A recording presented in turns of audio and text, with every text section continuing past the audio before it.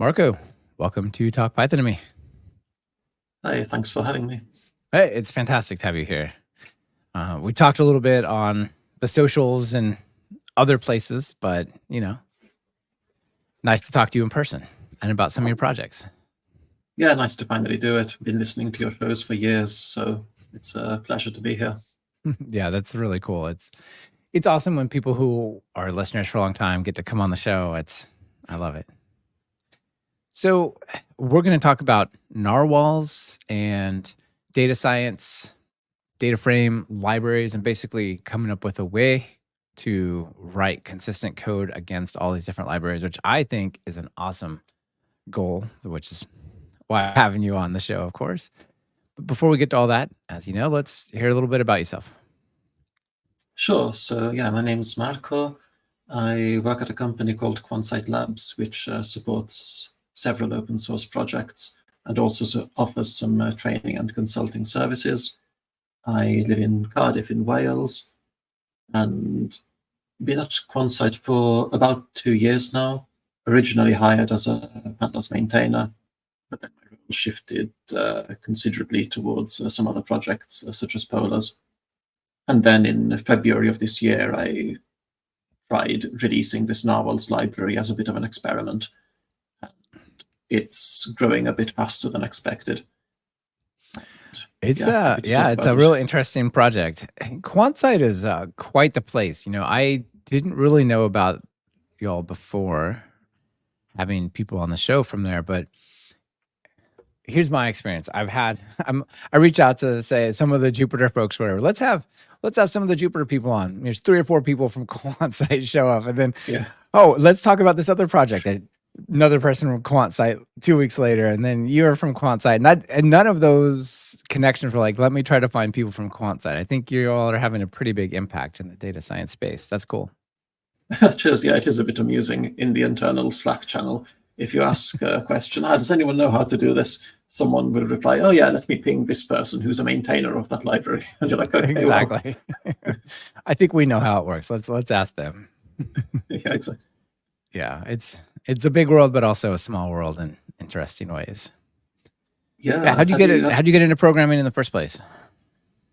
I think the first experience with programming I had was at university. So I studied maths. I think like you as well. Yeah. That sounds really. Yeah, keep going. So far, you're telling my story. Yeah, sure. Although my initial encounter with it, I'm not sure I particularly enjoyed it. It was just having to solve some problems in MATLAB. I did find it kind of satisfying that if you gave it instructions, it did exactly that. Mm-hmm. But I wouldn't say that I felt like naturally talented or anything. I then really took to programming, though, after I started a maths PhD and dropped out because it wasn't really going anywhere. And once I went deeper into programming, then I realized, okay, actually, I do have some affinity for this topic. I do quite enjoy it. Yeah, that's cool. I think that's often what was your PhD focus before you dropped out? It was meant to be, some applied mathematics, like stochastic partial differential equations. But, in academia, you publish or perish, and I wasn't publishing and didn't really see that changing. So had to make a bit of a pivot. I imagine you made a pretty good choice, just guessing. I mean, I love math, but the options are just so much broader outside of academia. In hindsight, I kind of wish that somebody at the time had told me that I could have still had a really interesting and rewarding career outside of academia, and I shouldn't have stressed myself out so much about trying to find a PhD or about having to complete it when I'd already started it. The secret, I think, about being a good programmer is it's kind of like grad school anyway. You're constantly studying and learning. You feel like you've figured something out. It's like, well, that's changed. Now on to the next thing. Kind of like, well, we figured out pandas. Now we got polars. Okay, well, we're going to start over and figure out how to use that well, right? So that is true. You need to do a lot of learning, a lot of self-directed learning in particular. It's really stimulating, I must say. It is. It's great if you want that. If you want to just 9 to 5, you don't need to stress about. Well, look, I think there's actually options there. We'll get to narwhals in a second, but I think there are options there. I think if you want to do COBOL, Fortran, some of these older programming languages where so much of the world depends on them, but nobody wants to do them. If you could totally own that space and make really good money if you didn't want to learn anything. But where's the fun in that, right? Yeah. Yeah. It'd be nice if All we right. could all get rid of our legacy systems, but this stuff does Yeah. power the world. They're there for a reason, right? That works. I would really like if you don't touch it, please. Yeah. But that's not the way it is with narwhals. Let's start with an overview of what narwhals is and why you created it, and then I want to talk a bit about some of the data science libraries before we get too much deeper. What is narwhals? A narwhal is a cool whale, as far as I know, and it's like the unicorn of the sea, basically. What is this library? So it's intended as a compatibility layer between different data frame libraries. So Narwhals does not do any computation itself. It's more just a wrapper around different data frame APIs. And I like the Polars API, so I figured that I should keep it fairly close to the Polars API, and in particular to Polars expressions. As to why Narwhals, so I was just getting frustrated with the fact that there's, let's say about a year ago, there were relatively few libraries that supported Polars. And if libraries did support Polars, it was often just done by converting to Pandas or converting to Payaro. Yeah. Yet a lot of these libraries, they weren't doing anything that complicated with data frames. A lot of data frame consuming libraries, they don't really want to do that much. They want to select columns, they want to select rows, maybe they want to do some aggregations. Like, they're not doing stuff that's completely wild. And so trying to design some minimal compatibility layer, I think, is a lot easier than trying to make a full-blown data frame API that end users are meant to use. So the idea with Narwhals is this is a tool for tool builders. If library maintainers want to support different data frame libraries as inputs with minimal overhead and with minimal maintenance required on their side, this is the problem we're trying to solve. It's a great problem to be solved, because maybe you want to have a library that works with an abstract concept of a data frame, but usually I would imagine you have to start out and say, are we going to go and support polars, or are we going to support pandas? And the APIs are different. Not just the APIs, but the behaviors. For example, the lazy execution of polars versus the eager execution of pandas. And so being able to just write your library so it takes either it's probably a big hassle, right? Because it's just, you kind of have to have almost two versions each step, right? Yeah, exactly. Well, I actually heard from a maintainer recently who was saying that he was interested in using Narwhals even just to have pandas as a dependency, because pandas, the API changes a bit between versions, and he was getting a bit tired of pandas API changes, and was like, okay, well, if we can just defer all of the version checks and API differences to an abstraction there, that might even simplify our life, even if we're just interested in supporting pandas. Yeah, that's cool. Yeah, actually, that's an interesting idea. It's just like, we'll have a compatibility layer just in case. And pandas went from 1 to 2 on major version recently, which is a big deal, and switched to Payaro and all that, right? Yeah, so version 2, it was sometime last year, I think, 2023. So yeah, the Payaro, I think there were some misconceptions around that. So as we're live on air, let's take the chance to address some Payaro misconceptions. Payaro in Pandas currently is optional, and it'll probably stay optional for quite a while. So there is some talk about in version 3 using Payaro strings instead of the classical NumPy object strings. By default, if people have Payaro installed, it's not totally decided, it's not totally set in stone whether Payaro will be a required dependency. And maybe Pandas version 4 will have it as a required dependency, and it'll be the default everywhere. But that's a few years away. Yeah, maybe. Maybe when we get Python 4 as well. You never know. You know, it's interesting. I think the data science space, more than many other areas, has this ability to run Python in more places, right? For example, there's Pyodide, there's Jupyter Lite, there's a lot of more constrained environments that it might go in. And I don't know what the story with PyArrow and WASM and all these different things. You still get benefits there, but there's a lot to consider. Yeah, totally. And I think that's one reason why some library maintainers are really drawn to a lightweight compatibility layer like Narwhals. With Narwhals, we say you don't need any dependencies. Okay, you need Narwhals, but that's just a bunch of Python files. Like if you wanted to, you could even just render Narwhals. Like it's not that big of a deal, but there's no extra dependencies required. Like Pandas users don't need Polars installed, and Polars users don't need Pandas installed. So if you're trying to deploy to a constrained environment where package size is limited, if a library has Narwhals as a required dependency, as opposed to any big data frame library, and then the user can just bring their own data frame, then like this, we're really minimizing the number of installation and dependency hell issues that people might run into. I think you've covered dependency hell on the show a few times before. Yeah, indeed. I think one thing that's interesting for people out there listening, we'll talk about the different libraries that it works with right now, but if you have a library out there and you're listening, there's not too much work to integrate it into or make it Narwhal compatible, the Narwhalification of a library to let it do this interchange, right?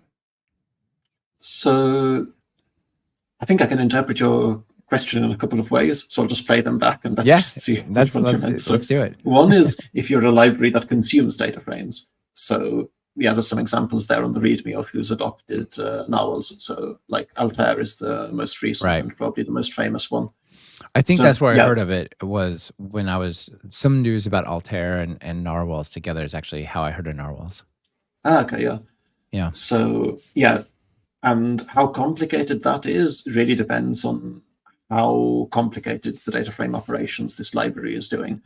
In the case of Altair, they weren't doing anything that was that crazy. They needed to inspect the data types, select some columns, convert date times to strings, get the unique categories out of categoricals. Like it wasn't that bad. So I think within a few weeks we were able to do it. Same story with Scikit-Lego. There's some other libraries that have reached out that have shown interest, where it's going to be a bit of a heavier lift, but it's generally not as bad as I thought it was going to be when I started the project. The other side of the other way that I think I might have interpreted your question is how difficult is it for a new data frame library to become Narwhals compatible? And there's a couple of ways that they can go about doing that. The preferred way is if they either write to us or open a pull request adding their library as a backend in Narwhals.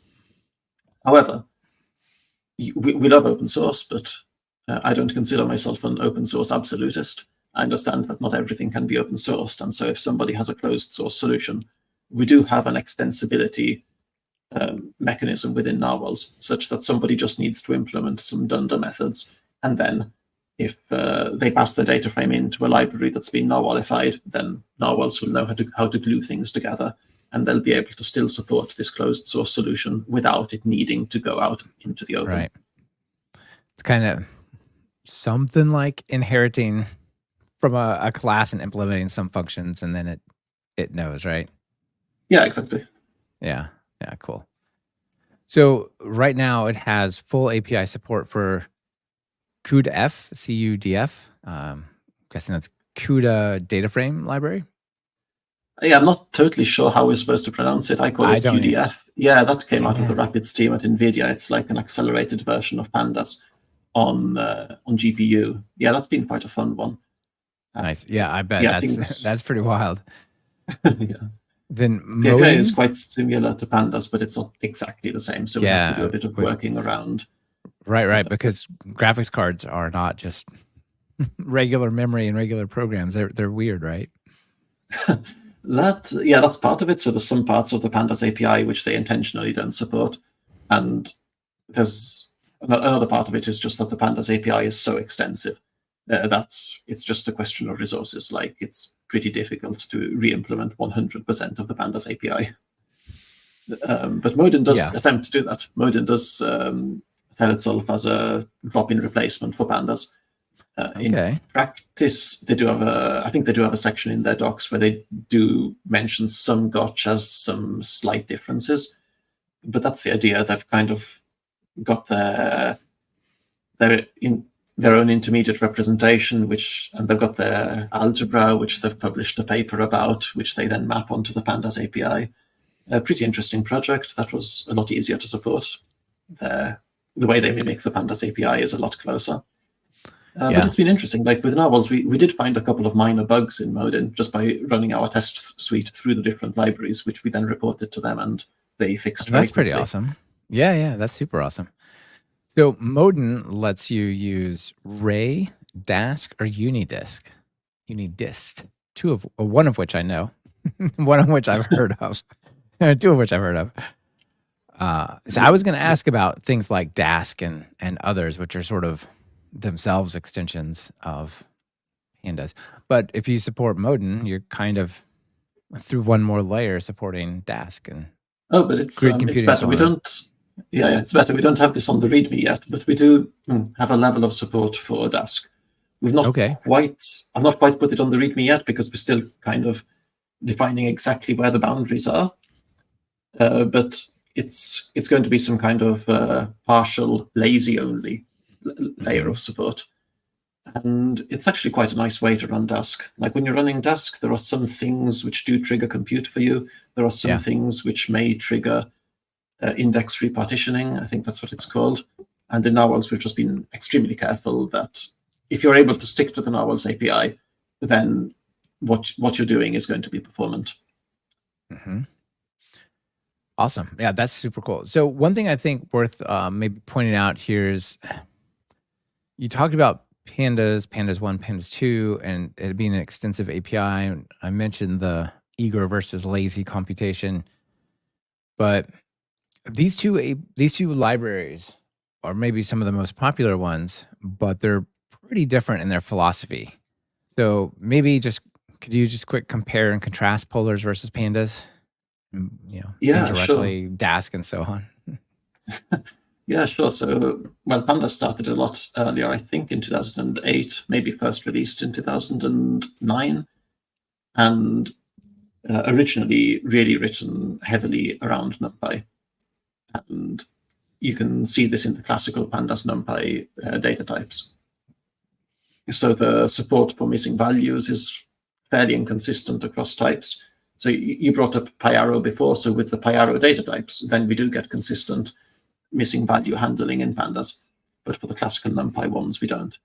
Polars started a lot later. It didn't have a lot of backwards compatibility concerns to have to worry about. So it could make a lot of good decisions up front. It's generally a lot stricter than Pandas. And in particular, there's a lot of strictness around the kinds of ways it lets you interact with its objects. So in Pandas, the way we interact with data frames is we typically extract a series as one-dimensional objects. We then manipulate those series. Maybe we put them back into the original data frame, but we're doing everything one step at a time. In Polars, the primary way that we interact with data frames is with what you've got there on the screen, pl.call, ab. These are called expressions. And an expression, my mental model for it is just a function. It's a function from a data frame to a series. And almost like a generator or something, huh? Yeah, kind of, yeah. So although I think when you say generator, like in Python, a generator, it's at some point you can consume it. Like you can type next on the generator and it produces a value. But an expression doesn't produce a value. It's like if you've got lambda x, x times 2, it doesn't produce a value until you give it an input. And similarly, an expression like pl.call a comma b, by itself, it doesn't do anything. The interpretation is, given some data frame df, I'll return you the columns a and b. So it only produces those columns once you give it some input data frame. And functions, just by their very definition, are lazy, kind of. Like, you don't need to evaluate them straight away. And so Polars can take a look at all of the things you want to do. It can recognize some optimization patterns. It can recognize that maybe between some of your expressions, there are some parts that are repeated.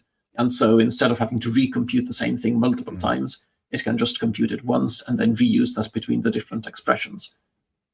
And yeah, that's one of the big features of big capabilities of Polars is that it has kind of a query engine optimizer in there, whereas Pandas, because it's not lazy, it just does one thing, then the next, and the next. But maybe if you switch the order, like first filter and then compute versus compute and then filter, you might get a way better outcome, right? That's a massive one, yeah. So when I was doing some benchmarking, we brought up QDF earlier, so that's the GPU accelerated version of Pandas, and that is super fast if you're just doing single operations on one at a time in a given order. However, there are some benchmarks where maybe you're having to join together multiple data frames, and then you're only selecting certain rows. And at that point, it's actually faster to just do it on a CPU using a lazy library like Polars, because Polars can do the query optimization. It can figure out that it needs to do the filter and only keep certain rows before doing 5 gigantic joins. Whereas QDF, it's super fast on GPU, but it is all eagerly executed. Exactly. It did way more work, but it did it really fast, so it was about the same in the end. Yeah, but now in Polars, there's going to be GPU support. And is there? And it's going to be query optimized GPU support. I don't know if the world is ready for this level of speed. Yeah, that's going to be interesting. I guess another difference, it's not a massive, in some ways it matters, some ways it doesn't, is Pandas is based on C extensions, right? I'm guessing, if I remember right. And then Polars is Rust, and even took the .rs extension for their domain, which is really embracing it. But not that it really matters, what your native layer is, if you're not working in that, right? Like most Python people don't work in C or Rust, but it's still interesting. Well, I think it is interesting, but also it can be useful for users to know this, because Polars has a really nice plugin system. So you can extend Polars with your own little expressions, which you can write in Rust. And the amount of Rust that you need to do this is really quite minimal. Like if you try to write these Polars plugins as if you were writing Python and then just use some LLM or something to guide you, I think realistically most data scientists can solve 98% of their inefficient data frame usage by using Polars plugins. So having a nice safe language that you can do this in really makes a difference. I'm going to write it in Python, and then I'm going to ask some LLM. Right now I'm using LM Studio and I think Llama 3. Anyway, ask it, say, okay, write this in Rust for me. Write it as a Polars plugin. Here we go. All right. Yeah, exactly. It's crazy. It's this new world we live in. Yeah, totally. I mean, like the amount of Rust knowledge you need to take care of some of the complicated parts in Polars is really advanced. Really need to study for that. An LLM isn't going to solve it for you. But the amount of Rust that you need to just make a plugin to solve some inefficient function, I think that's doable. Right. Yeah, exactly. It's very different to say, we're going to just do this loop in this function call here versus there, rather than I'm going to write a whole library in Rust or C or whatever. So, exactly. Yeah, so there's a pretty different API between these. And in Narwhals, it looks like you've adopted the Rust API, right? A subset of it. Is that right? The Polars one, yes, exactly. So I kind of that's what, that's what I'm sorry. Yeah. That's what I mean. Yeah, the Polars one.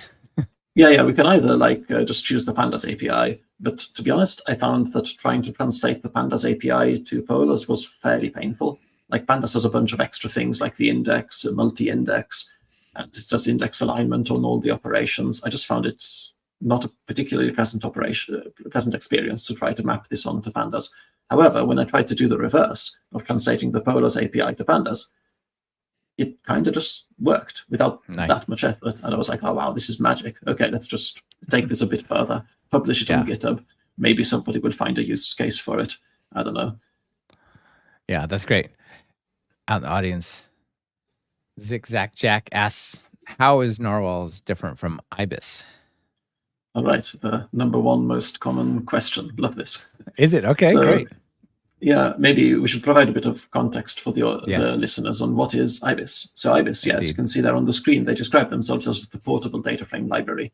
So IBIS is really aiming to be a data frame library, just like Pandas, just like Polars, but it's got this API which can then dispatch to different backends.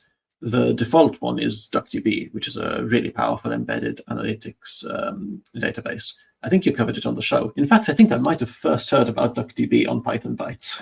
So listeners, Yeah, we if you want definitely to talked stay about up to it there. date, Yeah. subscribe to Python Bytes. Thank you. Yeah, one of the shows I almost never miss.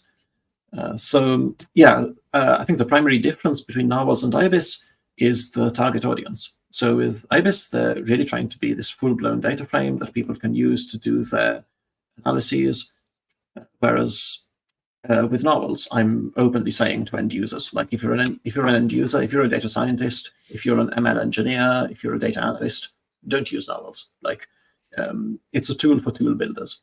Like learn Polars, learn DuckDB, learn whatever the best tool is for your particular task, and learn it well and master that and do your analyses. On the other hand, if you're a tool builder and you just need to do some simple operations with data frames and you want to empower if you want to enable your users to use your tool, regardless of which library they're starting with, then Narwhals can provide a nice bridge between them. Interesting. Is there any interoperability between IBIS and Narwhals? We do have some level of support for IBIS, and at the moment this is just interchange level support, in the sense that if you pass a IBIS data frame, then you can inspect the schema, not do much else. But for the Altair use case, that's all they needed.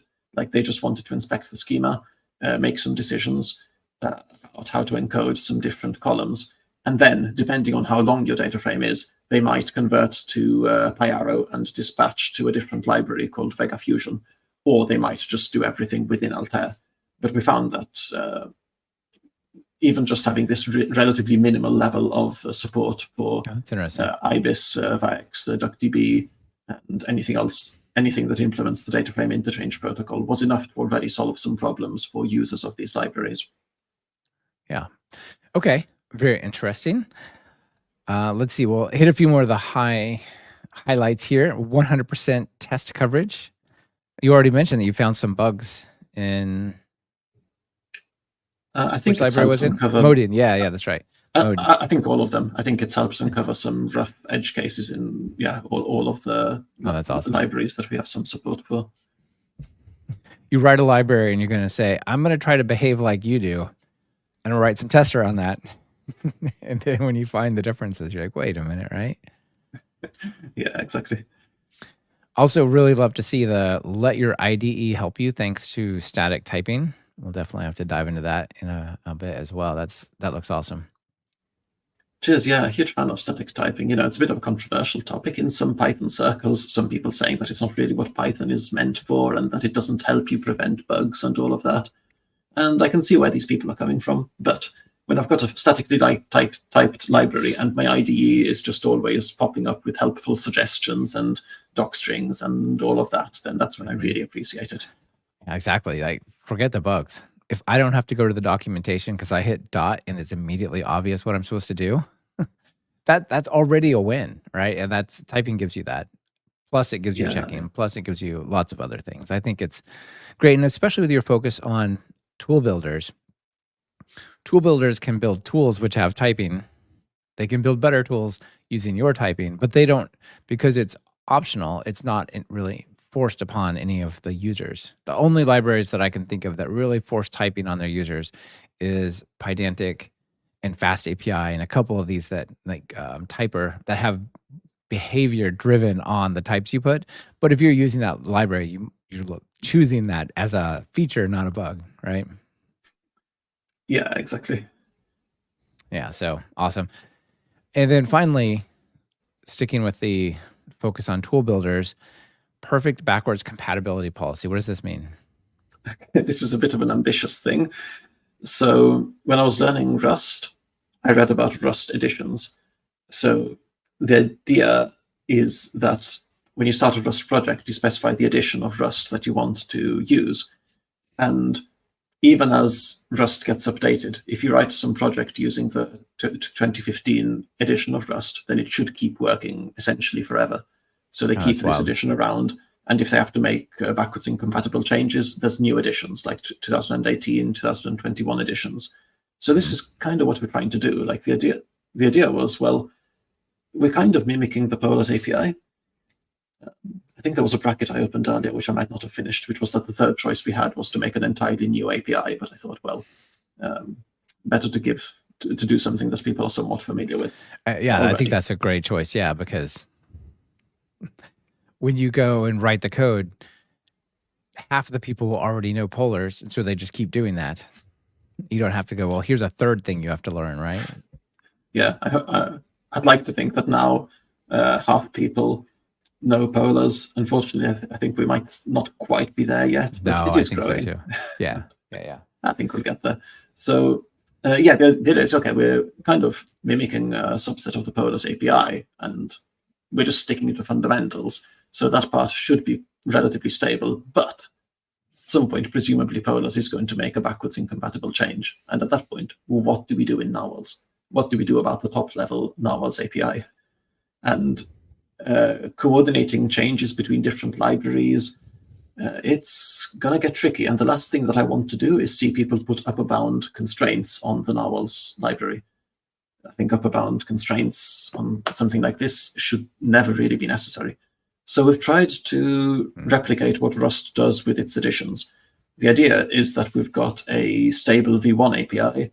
We will have a stable V2 API at some point if we need to make backwards incompatible changes. But if you write your code using the V1 stable Narwhals API, then even as new Narwhals versions come out, even as the main Narwhals namespace changes, even as we might introduce V2, then your code should, in theory, keep working. Like V1 should stay supported indefinitely. This is the intention. Yeah, you said see the stable API for how to opt in. So how do you, so I'm just curious what the mechanism is. So for example, import narwhals.stable.v1 as NW, which is the standard. Yeah, exactly. Narwhals so instead of... I gotcha, that's cool. Yeah, instead of import narwhals as NW, you'll do import narwhals.stable.v1 as NW. And that's pretty straightforward. I encourage people when they're just trying it out, prototyping, use import narwhals as NW. If you want to make a release and future-proof yourself, then switch over to the stable.v1. This is a little similar to the api.talkpython.fm/v1/whatever versus, where people encode the different version in their API endpoints, basically. But in import statements, I like it. I like it a lot. That's great. Yeah, that's how this goes. Yeah, exactly. No, it's good. So just back to typing real quick. Pamphil Roy out there says, a lot of open source maintainers complain about typing because if you want to make it really correct, it's painful to add. That can be true. And some, the last 1% is some insane statement. But it's so helpful for end users. Yeah.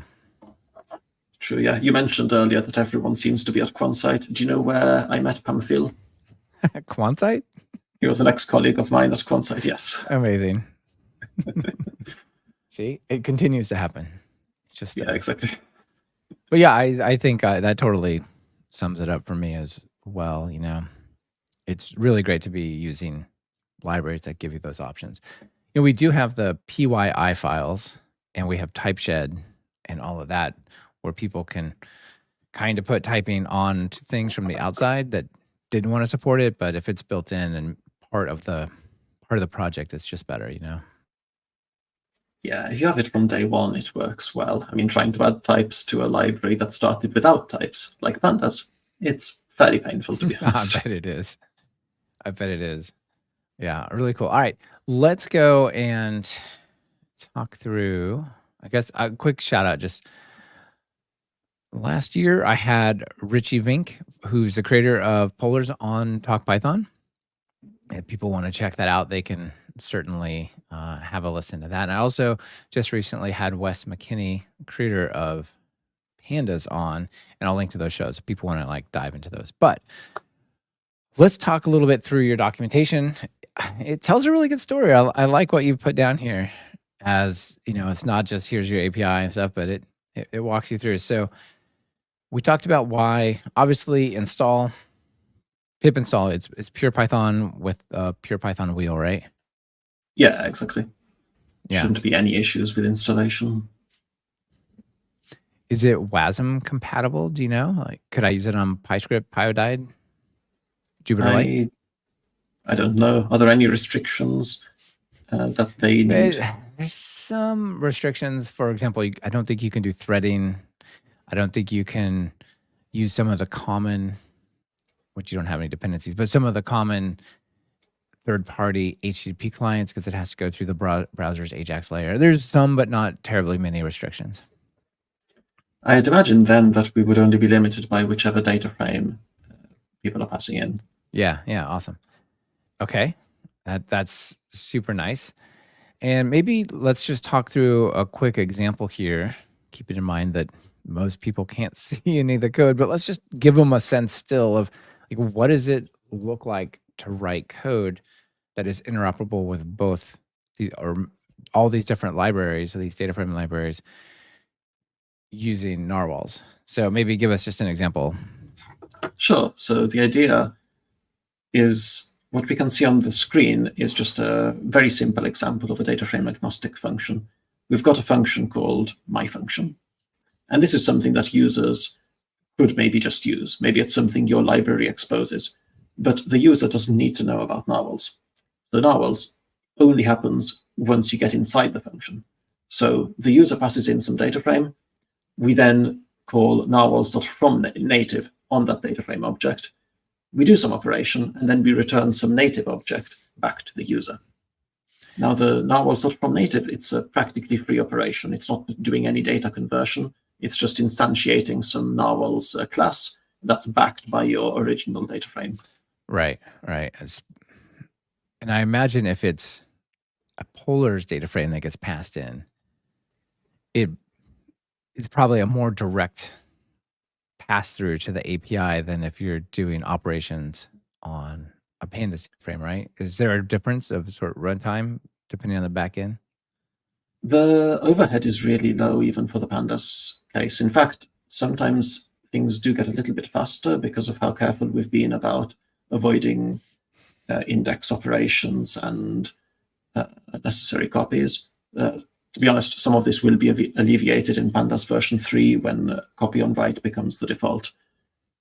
So, that's interesting. Yeah, in terms of the mapping on the implementation side, it's a bit easier to do the Polars backend. But even then, we do need to do some version checks. Like in Polars 0.20.4, they renamed with row count to with row index, I think. Mm-hmm. And so, even there, we do need some if-then statements. But like at the end of the day, what the library does is there's a few extra function calls, a few checks on versions. It's not really doing that much. Yeah. Like you might experience an extra millisecond compared to running something natively at most. And usually you're using a data frame because you have some amount of data, even hundreds of rows. It's still, most of the computation is going to end up there rather than if it's version this, call that, otherwise call this, right? That's not a lot of overhead, relatively speaking. I agree, yeah. So, we see an example here of a data frame agnostic function which just calculates some descriptive statistics from an input data frame using the expressions API, which we talked about earlier. Yeah. And here's something that I quite like about MKDocs. So you see where it says, let's try it out. We've got these different tabs, and you can click on like Polars, Pandas, Polars lazy, and then you can see in each case what it looks like from the user's point of view. And you can compare the outputs. So from the user's point of view, they're just passing their object to Func.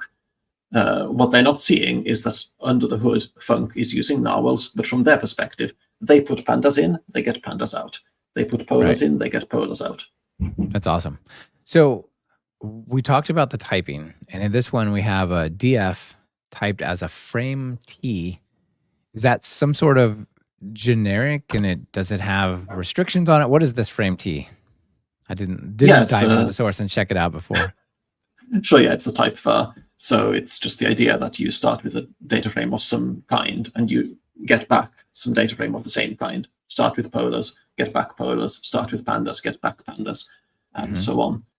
And yeah, this version of the function is using the decorator nw.narwhalify. Narwhalify, it's a fantastic verb.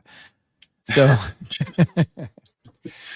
yeah, so there's two ways in which you can implement your function. You can do it the explicit way, where that's in the quick start and the docs, where you write your function that takes some native frame, and then you convert that to this narwhals one. You say from native, then you do your work, and then depending on, you could convert it back, or in this case, it returns a list of strings in that example. Or you can skip the first and the last step and just put this decorator on it, and it'll convert it from, and then convert it to on the way in and out, right? Yeah, exactly. So if you're really strict about type annotations, then using from native and to native gives you a little bit of extra information. But I think Narwhalify looks a little bit neater. Yeah, that's true. So for example, in the first one, you could say that this is actually a pandas data frame because you're writing the code, or something like that. I don't know. What is this into frame? This is the type on this first example. Yeah, by into frame, we mean something that can be converted into a narwhals data frame or lazy frame. How do you implement that in the type system? Is it a protocol, or what is this? It's yeah, we've got a protocol. So I just found some methods that these libraries have in common. Exactly. Yeah, if you can find them. That's what I was thinking. Yeah. Okay. Yeah, but if it has enough of the functions of pandas or polars, you're like, all right, this is probably good. All right, and you can say it's one of these. That's pretty cool. Cheers. Yeah, exactly. I mean, if any of this is confusing to listeners, we do have a page there in the documentation that's all about typing, and so people can read through that at their own leisure. Yeah, for sure. All right, let's see. I do like the MK docs where you can have these different examples. One thing I noticed is you've got the polars eager evaluation, and you've got the polars lazy evaluation. And when you have the polars lazy, this function decorated with the decorator, the Narwhalify decorator, it itself returns something that is lazy, and you've got to call collect on, right? So it kind of preserves the laziness, I guess. Is that right? Yes, exactly. This was something that was quite important to me, like not be something that only works well with eager execution. I want to have some level of support such that lazy in can mean lazy out. Yeah, eager in, eager out, lazy in, lazy out. Okay. Exactly. Yeah. So the way you do that in polars is you create a lazy frame versus a data frame, right? But then you've got to call collect on it, kind of like awaiting it if it were async, which is cool. Yeah, or don't call collect, or just wait until you really need to call collect. Right, or pass it on to the next one and on to the next. Yeah, exactly. Yeah. Exactly. So one of the things that you talk about here is the pandas index, which is one of the key differences between polars and pandas. And you've classified pandas people into two categories. Those who love the index and those who try to get rid of it and ignore it. Yeah, exactly. So if James Powell is listening, I think we can put him in the first category. I think realistically, most pandas users that I've seen call .reset index drop equals true every other line of code. They just find that the index gets in the way more than helps them most of the time. And with narwhals, we're trying to accommodate both. So we don't do automated index alignment. So this isn't something that you have to worry about. But if you are really bothered about index alignment, say due to backwards compatibility concerns, then we do have some functions which allow you to do that, which would be no operations for other libraries there's an example in scikit-lego of where they were relying on pandas index alignment. So we've got a function here, narwhals may be align index. So for pandas like, the index will do its thing, and for other libraries, the data will just be passed through. Right. So you said there, you said there pandas like, and pandas like is actually a type in your type system, right? Did I see that around? We've got, yeah. So we've got is pandas like data frame function to tell. So by pandas like, we mean pandas, QDF, Modin. So the libraries that have an index and follow those kinds of rules. Yeah, that's really cool. Yeah, because at the end of the day, like the idea of writing completely data frame agnostic code is a lot easier for new libraries than for existing libraries that have backwards compatibility concerns. And we recognize that it might not be completely achievable. I think in all of the use cases where we've seen narwhals adopted, they're doing most of it in a data frame agnostic way, but they do have some parts of it where they're saying, okay, if this is a pandas data frame, we've got some pandas specific logic, and otherwise let's go down the data frame agnostic route. Mm-hmm. Yeah, you also have here levels of support. You have full and interchange. I think we talked about that a little bit, so maybe just point people here, but this is, if you want to be QDF or Modin, you can fully integrate, or if you just want to have enough of an implementation that they can kind of work together, right? You can do this data frame interchange protocol. Yeah, exactly. Or just write to us and we'd be happy to accommodate you without you having to go through the data frame interchange protocol. Oh yeah, very nice. Okay. You mentioned the overhead before, but you do have a picture. Pictures are always fun. And in the picture, you've got little different operations, different times for each of the operations. And there's a quite small overhead for pandas versus pandas with narwhals. Yeah, exactly. Like in some of them, you can see it becoming a little bit faster. In some of them, you can see it becoming a little bit slower. And these are queries that I think are the size that you can expect most data scientists to be working with a lot of the time. You've got queries that take between a couple of seconds to 30 seconds. And there, it's pretty hard to distinguish reliably between like the blue and red dots. Sometimes one's higher, sometimes the other one's higher. There's a bit of statistical variance just between running the same benchmark multiple times. But overall, yeah, we were pretty happy with these results. Mm-hmm. Yeah, that's great. So how well have we covered how it works? We talked about the API, but I don't know, we've talked about the implementation of how you actually, why is it basically almost the same speed? Are you not doing, why is it not more work? Right. Yeah, Are you using underwater unicorn magic? Is that what it is? Yes. That's the secret, yes, underwater unicorn magic. Well, perhaps first I should just say why we wrote this, how it works. And it's because really I want this to be a community-driven project. And this is one of those cases where open source is more of a social game than a technical one. I'm not saying that's always the case. There are many problems that are purely technical. Narwhals is a social game in the end.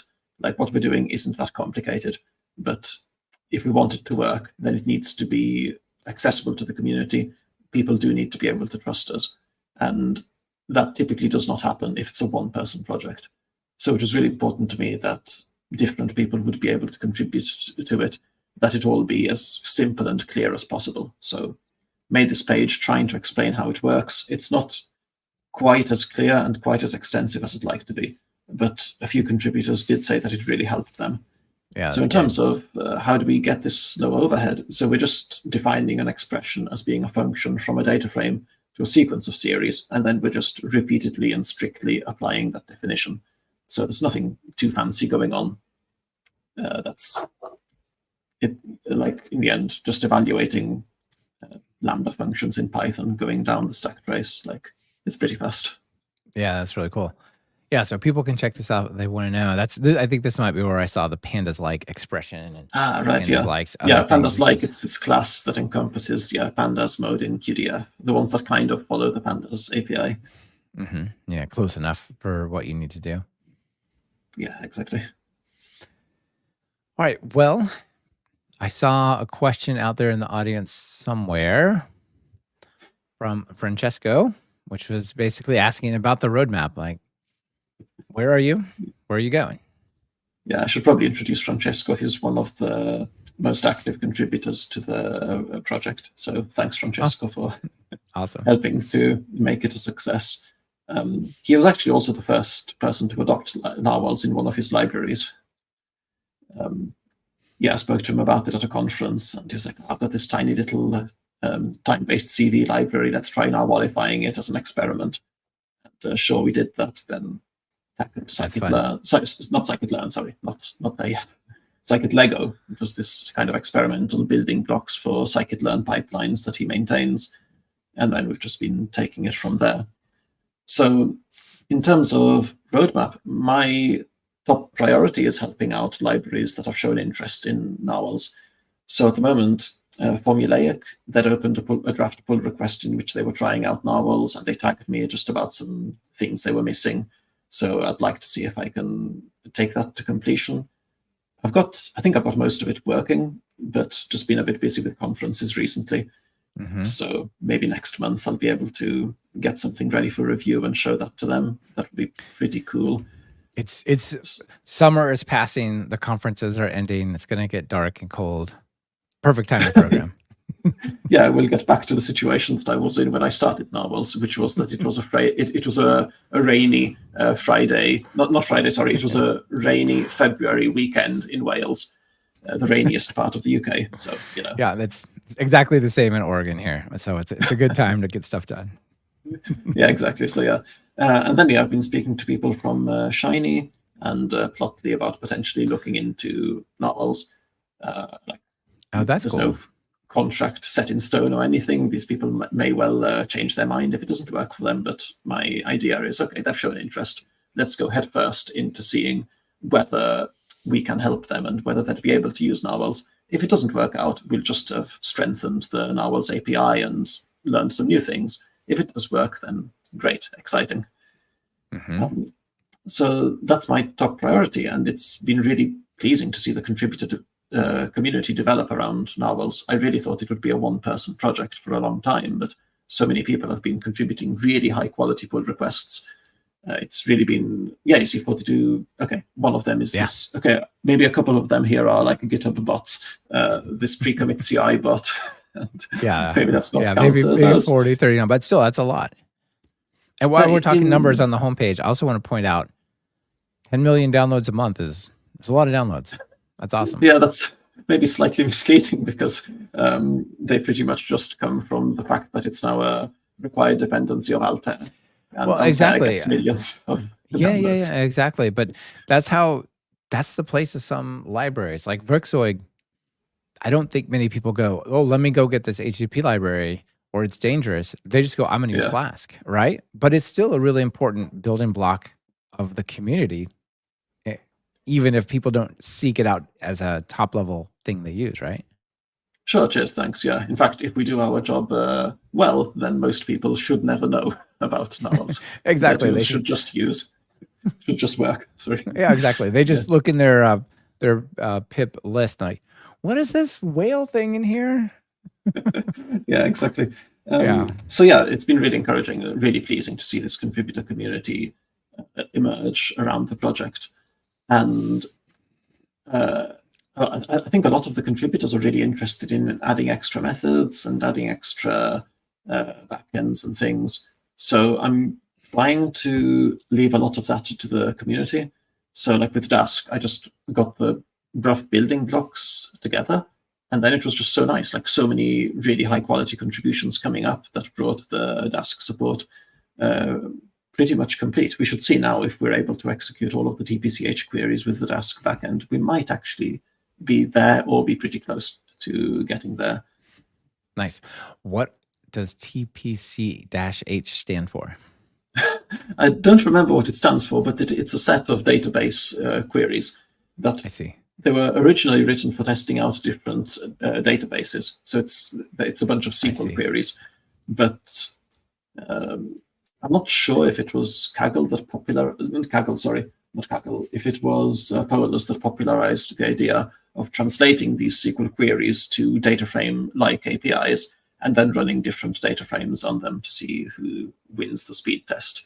But we just figured they do a bunch of things like joins, concatenations, filtering, comparisons with dates, string operations. And we're like, okay, if the Narwhals API is able to do all of this, then maybe it's extensive enough to be useful. Right. Yeah. That's super cool. It sounds a little bit like the TOB index plus other stuff, maybe, but for databases.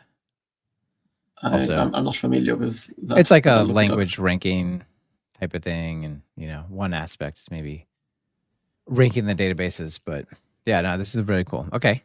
Got it. Cheers. Yeah, I mean, in the end, we're not trying to be fast as Narwhals, but we just want to make sure that there's no extra overhead. Exactly. Running things natively. As long as you're not much slower than the stuff that you're interoperating with, like that's all you should ask for. You can't make it go faster in the extreme. Like you did talk about some optimizations, but you can't fundamentally change what's happening. Yeah, we could do some optimizations on the Narwhal side, but to be honest, I'm not sure I want to. And part of the reason is because I want this to be a pretty simple project that's easy to maintain. Yeah, sure. And that's really just low overhead. Add extra docs and tutorials coming. That's fun. Yeah, you're looking for contributors and maybe want to write some tutorials or docs? I would love this. Yeah, I mean, it drives me crazy when I see so many projects where people have put so much effort into making a really good product, but then the documentation is really scant. Like if you don't prioritize writing good docs, nobody's going to use your product. So I was really grateful to my company. They had 4 interns come on who really helped out with making the docs look amazing. Oh, that's cool. Like if you look at the API reference, I think every single function now has got a doc string with an example. At the bottom, I think there's API reference. Yeah, if you search for any function in here, in the search box at the top, some, I don't know, series dot something. Yeah, see, for any of these, we've got like an example of, okay, here's how you could write a data frame agnostic function which uses this this method. And let's show that if you pass pandas or polars, you get the same result. And if there's some slight differences that we just cannot get around, like in the way that they handle missing values, then we've got a very clear note about in the docs. Yeah, that's great. Maybe someday support for DuckDB? I would like that. I don't think we have much of a choice about whether or not we support DuckDB. Like DuckDB is really on fire now. And so it really is. Yeah, I think it might be a question of either we have some level of support for DuckDB, or somebody else is going to make something like Narwhals that supports DuckDB, and then we become extinct. So, but besides, like to be honest, like DuckDB is amazing. I just find it a bit painful to write SQL strings, and so if I could use DuckDB but with the Polars API that I prefer and I'm more familiar with, then yeah, I 100% agree. It looks super nice, but if you look, it has a SQL example, and then the Python example is just SQL quote quote quote. Yeah, exactly. Here's the SQL embedded in Python. You know what I mean? So it's you're kind of writing SQL no matter what.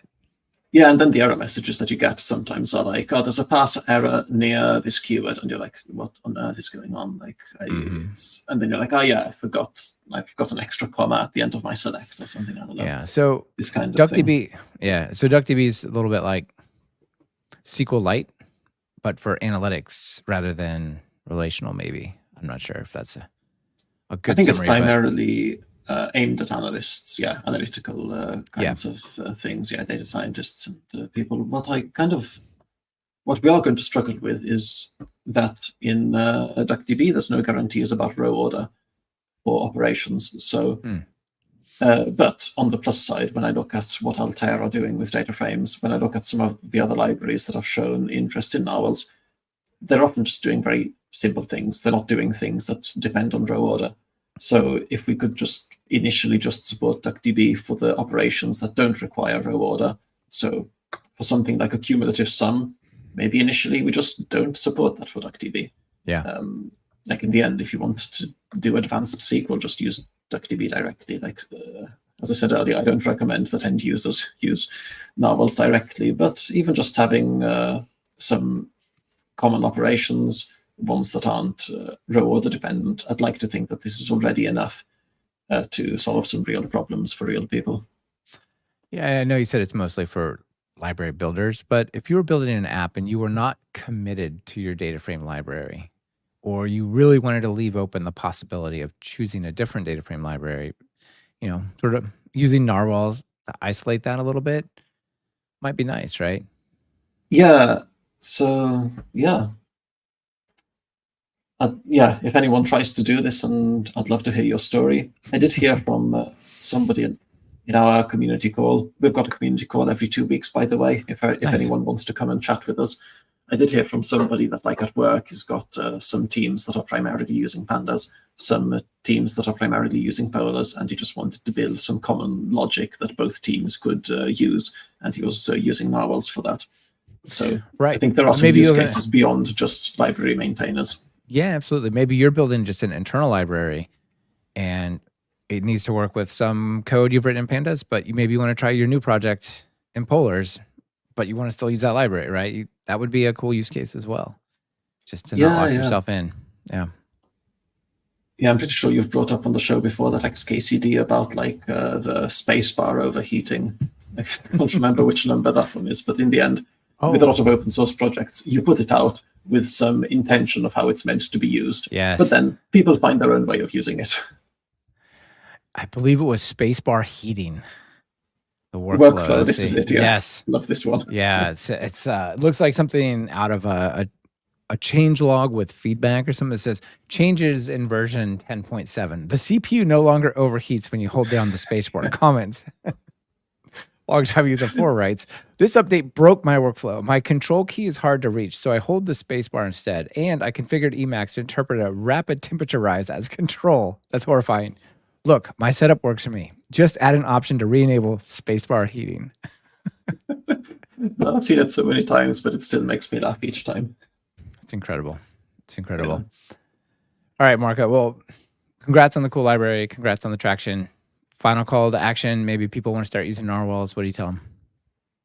Yeah, give it a go, and please join our Discord and or our community calls. We're very friendly and open, and would love to hear from you and see what we can do to address whatever limitations you might come up against. Awesome. Well, thanks for being here. See you later.